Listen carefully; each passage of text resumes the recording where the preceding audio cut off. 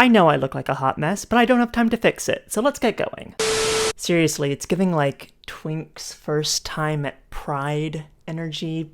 Today, we are taking a trip back in time with the help of the Internet Wayback Machine to a magical time when the world was still pretty terrible, but we were all so young we probably didn't realize it. A time of innocence, and above all, a time of unmitigated and earnest cringe. We are here today to talk about Quizilla. Quizilla began in 2002 when it was created by a man named Matthew Nielsen. I think that's how you say it. I don't know why this is the case, but the internet has always been obsessed with just completely random yet still kind of amusing quizzes. I'm sure we all remember the kind of nonsense that you could find on BuzzFeed back in the day, but before BuzzFeed was even a twinkle in its founder's eyes, we had Quizilla. And Quizilla had quizzes on all the usual topics you can think of. Which member of Green Day are you most like? Are you a goth, a prep, or a nerd? What brand of tampon are you? I'm Kotex. Joking aside, some of the quizzes I was able to find on the Wayback Machine are quite funny. Which LJ killer are you? Is that like LiveJournal? Like true crime fans on LiveJournal? As usual, whenever I do one of these deep dives, I have more questions than answers. If you were on LiveJournal at the time and have any knowledge about any of this, please do let me know. My favorite thing about this quiz in particular is the first question. How would friends describe you? If friendless, how would you describe yourself? You shady bitch. I can't believe you are reading me for filth like this. I just moved to a new city like a year ago. It's hard to make friends when you're an adult. I know that this isn't a personal attack, but for some reason I'm taking it as one. Let's try and take one of these quizzes, shall we? So the top one on this page is, which of my friends are you? No pics. How would you describe yourself in your friendship group? The loud and funny one, the boss but quiet, I think that means bossy.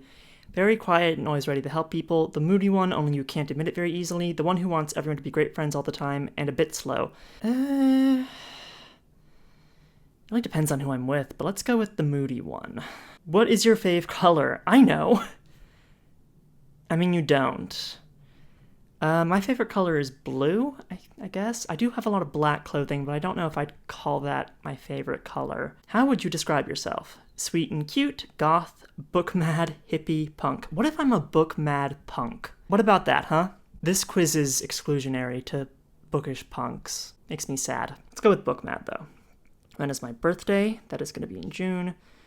3 hobbies. Reading. I guess listening to music. I don't really do any of these things consistently, so let's go with shopping. Okay, let's hit submit.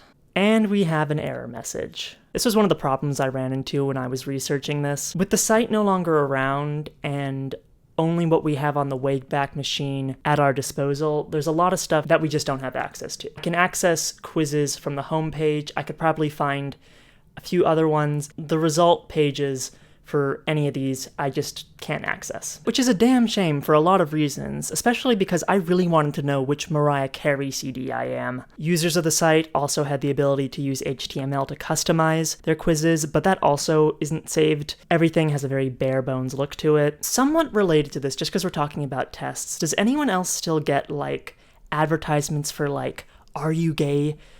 Quizzes online? I get them like in the sidebar on YouTube all the time. And like, I know I'm gay. I have the Truvada prescription to prove it, for God's sake. Which, if you are someone who is at high risk of contracting HIV, you should look into. Like, seriously, that's not a joke. If you are a member of a high-risk group, talk to your doctor about it. Anyways, in its heyday, Quizilla was extremely popular. And a popular site is going to attract all sorts of people. And this is where we get into what is, to me at least, the most interesting aspect of the site, which is how a lot of people ended up using it. Because while Quizilla was intended for quizzes, that's not how everyone or even a large portion of its audience actually used it. Just after a year after its founding, Quizilla became the main place on the internet for choose-your-own-adventure and second-person fan fiction. I don't know why this happened, but if I were to speculate, it probably began with, like, quizzes about what Naruto character you are, and then people just started making more fanish content, and it just kinda started developing from there. I would imagine as well the fact that fanfiction.net at the time had both second-person and choose-your-own-adventure fanfiction banned may have contributed. Maybe it's related to that, maybe it isn't, I couldn't really say. The weird thing about this to me, though, is that the quiz function isn't particularly complex. You get one page with a series of questions, and then you get a variety of different answer pages. But you can't like select the answer to one question and that will then change what the following question will be. You can't have like a quiz tree where one answer will lead you to a different question than a different answer would. So when people were writing these choose your own adventure fics, usually speaking, the interactions that their readers were having with the fics didn't actually influence the story at all. But nonetheless, people wrote stories using this template, many of which had all sorts of nonsense, like what you would get up to if you had 7 minutes in heaven with Gerard Way. This kind of thing fascinates me. When people take a piece of technology or an interface and they kind of co-opt it to be used in a different way than it was initially intended,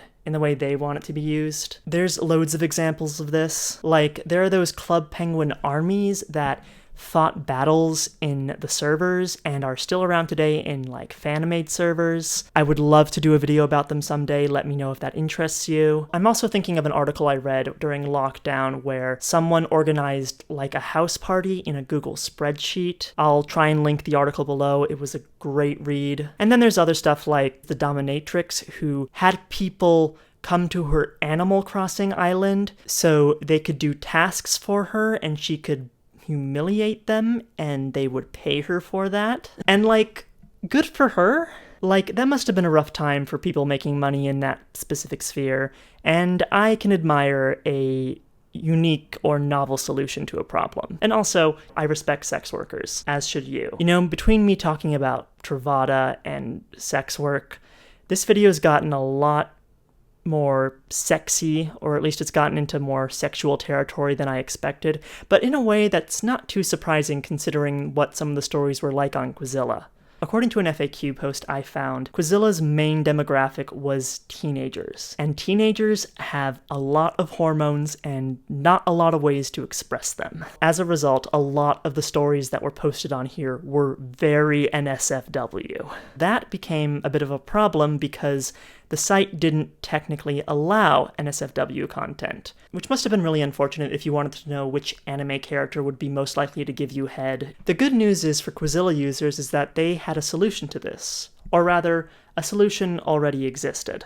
So this is the point in my research where I discovered the term lemon, which I wasn't familiar with before this point. A lemon is old fandom slang for a story with sexy times in it. I'm led to believe it initially originated in the online anime fandom, and then it just kind of spread to general use. Using this, you could tell people that your story had sexy content without explicitly saying it, you know, using kind of a coded message, and it seems like it got a lot more complicated than just lemons. According to a fanlore.net page I found, there was a whole citrus scale for this. In the citrus scale, different kinds of citruses represented different kinds of content. But it was kind of a tricky system because it seems like not everyone really was on the same page about what citrus referred to what. No, for the last time, grapefruit is weird, fat, / extreme.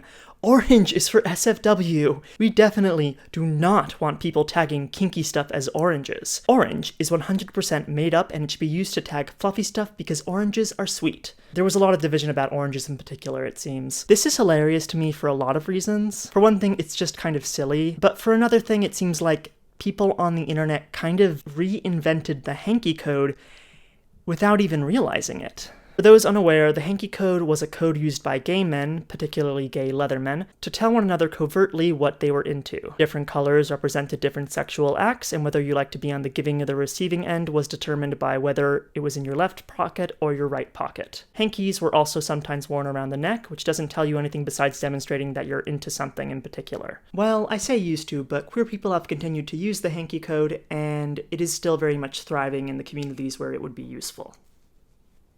Anyways, this lasted for a while, but eventually site moderators and administrators did mostly catch on, although I don't think they were able to get every single story with any kind of lemony content in it. To quote its creator in a Reddit post from many years after the site's founding, I will go one step further. I started the site in August 2002, and it wasn't until probably late 2003 that I learned what that meant. A whole year of blissful ignorance. No bones about it, Quizilla had a problem with that kind of content. I dutifully removed it when it was reported or automatically flagged, but if nobody reported it, or they used words I didn't know about, well, let's just say that I, 24 years old at the time, was regularly being outsmarted by 14-year-olds. I think I learned what it meant when someone sent me a message asking me to please get rid of all these lemon stories. Thankfully, when I naively asked them what they didn't like about that particular citrus fruit, they explained it all to me. Thus, an arms race started. When I started automatically flagging quizzes if the title contained lemon, they switched to lemon with a 3 and a 0, then to nomel, lemonade, limon, lemon, and a dozen others I can't remember anymore. The automatic filters got better, and we later added volunteer moderators to seek it out and remove it, and that helped a bunch, but I can't guarantee that people found ways around all of it. When you're young, you've got two never-ending resources: tenacity and time. This entire thread is amazing, by the way. I will try and link it below. I love teenage girls. I laughed reading this. Like, I'm sure it was important for you to keep the space kid-friendly and safe, but like, I'm just picturing these teenage girls determined to express their sexuality with poorly written porn coming up with code words to let other teenage girls know how to find their creative writing. That's awesome you started the site. It must have been such a surprise to find out what people were using it for. You paint such a good picture of, as you said, the tenacity of teenagers. Now, some of you may have noticed that I haven't spoken about having any experiences on the site myself, and that's because I was never on there. But I did ask my viewers if they had ever used it, and I got a lot of really great responses from people who had really fond memories of the site. Quizilla, my beloved! I think I also saw a few choose-your-own-adventure style fics trying to use the quiz format to its advantage, but you had to link several different quizzes together, so I don't think it was that common. I mostly read TMNT 20K3 fics, obvs.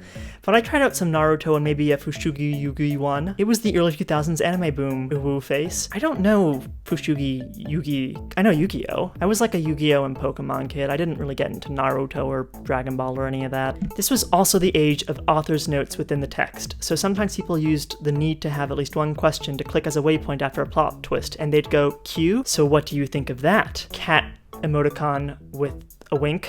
A. U. Runs around in wild circles with torches and pitchforks. OMG, it's okay, just go to the next section, and you would just continue reading. Reading this is somehow so nostalgic, yet also so cringeworthy. I love it. God, this brings back so much though. Preceded AO3 by a lot and provided a neat space to express your creativity. Then it got bought out by Viacom/Nickelodeon. Then they made a more boring logo. Then I left to use AO3 and FFN, and then it closed. I was devastated when I heard the news. That's where so much of my late middle school/early high school nostalgia was. Another viewer of mine, Manxie, had this to say: I loved Quizilla. I was so sad when it got taken down. My fave was edgy emo romances. Titles such as Engaged to the Emo Bad Boy, Pregnant by the Emo Bad Boy. Not very creative, lol. They usually utilized different POVs and there were either a million chapters or like 5. You know what that sounds like to me? It sounds like Wattpad. It's nice to know that no matter how scary or hard things get in the world, that some things don't change. Things like teenagers writing cringy bad boy emo fanfiction on the internet. Consistency can be comforting, no matter where you find it. One viewer wrote to me in a longer email, second-person fic reigned supreme. This was due to the quiz formatting. It started as sort of choose-your-own-adventure type quizzes that naturally led to full-on fanfic. The answer section then became the author's notes to break up sections, e.g., dun dun dun. Some authors would put the ending in the results to ensure people read all the way through. Additionally, there really was no sort of filter feature or summaries on the site because it was meant to be a quiz site. So I think people read more broadly outside of their preferred fandoms, which makes sense considering the comment about Naruto from earlier. This also meant the titling conventions were awful because that was the only place to tell a reader what the story was, e.g., XXXX, I'm roommates with MCR, XXXX, reader X Gerard Way, 135. This viewer also told me that she felt a lot of the stories on the site were oftentimes very low quality, and when fanfiction has come up when speaking with her friends, she rarely brings up the fact she used to read it on there because she just thought it was so bad. She seems to think it's almost a little embarrassing to bring it up, which is kind of funny to me. I don't know, I think there's something endearing about really earnest yet embarrassing, like, teen fanfiction online. It's weirdly endearing, and it seems like this site in particular is like a particularly, like, embarrassing yet still endearing teen memory for a lot of people.